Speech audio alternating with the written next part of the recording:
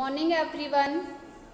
We have studied our 7th chapter and its poem Dad and the Cat and the Tree. Okay. Now we have to start our 8th chapter which is named as Fire, Friend and Foe. Fire मतलब आग, सब जानते हैं.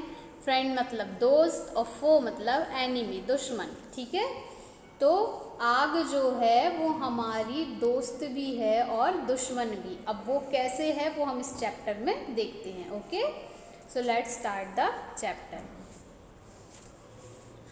Early man did not new what fire was, but he must have seen the damage it causes.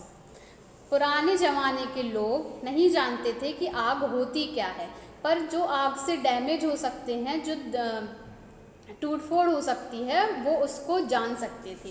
He must have watched lightning and volcanoes long before he began to use fire himself. बोला ही पुराने ज़माने के बहुत पुराने लोगों के लिए यूज़ किया जा रहा है, सदियों पुराने लाइफ के लिए.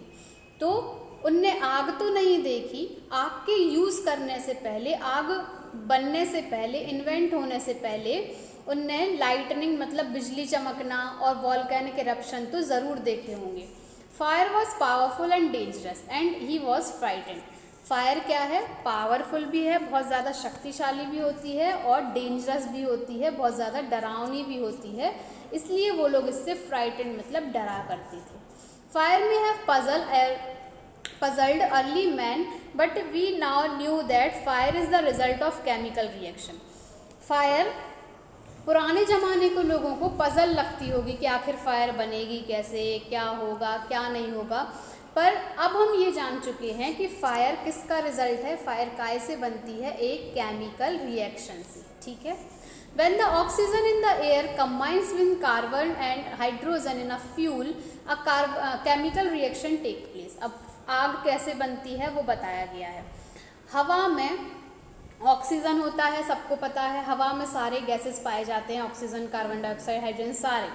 तो जब ऑक्सीजन के साथ कार्बन डाइऑक्साइड और हाइड्रोजन मिलते हैं फ्यूल में, उससे जो केमिकल रिएक्शन होती है उससे बनती है आग. Energy in the form of heat and light is release in this process. जैसे ये तीनों चीज़ें मिलती हैं तो इससे हीट और लाइट प्रोड्यूस होती है, मतलब उत्पन्न होती है. This is what we call fire. और इस जो ये हीट और लाइट उत्पन्न होती है, उस मटेरियल, उस चीज़ को हम, उस आग को हम बोलते हैं fire. 3 thing are needed to make fire. 3 कौन कौन सी चीज़ें ज़रूरी हैं फायर बनाने के लिए, आग लगने के लिए? एक तो फ्यूल ज़रूरी है, और एक ऑक्सीजन ज़रूरी है, और एक आग मतलब हीट मतलब गर्माहट ज़रूरी है. ठीक है. फ्यूल, ऑक्सीजन और हीट, ये आप लोग याद रखिए. Wood, coal, cooking gas and petrol are some of the example of fuel. अब फ्यूल कौन कौन से होते हैं? तो वुड ले लो, कोल ले लो, कोयला ले लो, या फिर अपनी जो अपन खाना बनाते हैं जिस गैस पे, वो गैस, या पेट्रोल, ये सब होते हैं fuel. Oxygen comes from air. Oxygen कहाँ से मिलती है? हमें हवा से मिलती है. This is why when you blow on smouldering paper मतलब burning slow without flame, it often burst into flame. अगर आप जलते हुए पेपर में फूंक मारेंगे तो वो आग और थोड़ी और ऊपर फैलती जाती है. The third thing needed to make fire is heat. अब तीसरी थिंग, पहली चीज़ क्या चाहिए? फ्यूल चाहिए. तो फ्यूल में आते हैं वुड, कोल, ये सब.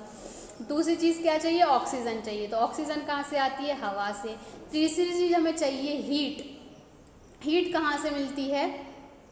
Fuel and oxygen do not make fire by themselves, or else a newspaper or a stick lying in the open would catch fire on its own. अब बोला जा रहा है कि फ्यूल और ऑक्सीजन दोनों मिल के फायर नहीं बना सकती. अगर जैसे एक न्यूज़पेपर या कोई स्टिक मतलब कोई लकड़ी पड़ी हुई है, डली हुई है ज़मीन में, इन the open would catch fire on its own, वो अपने लिए आग पकड़ सकते हैं. अगर न्यूज़पेपर डला है, आसपास आग लगी है, तो न्यूज़पेपर आग पकड़ सकता है. अगर कोई लकड़ी डली है, आसपास आग लग रही है, तो लकड़ी आग पकड़ लेती है. To burn a piece of paper or wood, अब हमें अगर पीस ऑफ पेपर मतलब पेपर के पीस को या लकड़ी के पीस को जलाना है, we heat it before it catches fire, वो थोड़ी पहले गर्म होती है उसके बाद वो जलती है। We generally do not do it by with a lighted matches. अब हम उसको कैसे जलाते हैं, सबसे पहले हम उसको माचिस से थोड़ा सा उसको पकड़ते हैं और माचिस से जलाने की कोशिश करते हैं। जब उसमें थोड़ी सी हीट पहुंचती है तो वो जल जाती है। Every fuel has a particular temperature at which it begin to burn. This temperature is called flash point or a kindling temperature of a fuel. Her fuel का अपना अपना एक टेम्परेचर होता है जिस पे वो जलना शुरू करता है। पेट्रोल किसी और टेम्परेचर में जलना शुरू करेगा, डीजल किसी और टेम्परेचर में जलना शुरू करेगा, नाइट्रो मतलब ये जो अपनी कुकिंग गैस है किसी और हर फ्यूल का अलग अलग टेम्परेचर डिसाइड होता है जिस पे वो जलना शुरू करता है, और जिस टेम्परेचर पे वो जलना शुरू करता है उस टेम्परेचर को बोला जाता है फ्लैश पॉइंट या फिर किंडलिंग टेम्परेचर। ठीक है। It is something said that fire is a good servant but a bad master. बोला जाता है कि फायर जो है वो गुड सर्वेंट है और बैड मास्टर है। ऐसा क्यों बोला जाता है? It is only means that fire is very useful as long as it kept under control. क्योंकि इस चीज़ का मतलब सिर्फ एक ही है कि फायर जो है वो जब तक ही अच्छी होती है, जब तक ही यूज़फुल होती है, काम में लेने लायक होती है, जब तक वो कंट्रोल में रहे।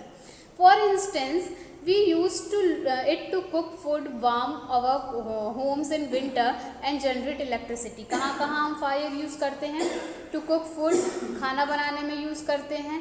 Warm our homes in winter, ठंडों में अपना हीटर जला के अपना घर गर्म करने के लिए यूज़ करते हैं। और इलेक्ट्रिसिटी मतलब बिजली जनरेट करने के लिए, बिजली का उत्पादन करने के लिए हम फायर का यूज़ करते हैं। But on the other hand if fire get out of control it can be very dangerous. और दूसरी तरफ अगर फायर आउट ऑफ कंट्रोल चली गई, हमारे कंट्रोल के बाहर चली गई, तो बहुत ज़्यादा डेंजरस हो जाता है।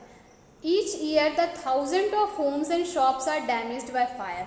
हर साल हज़ारों लाखों दुकानें, घर आग से जल जाते हैं, ख़त्म हो जाते हैं।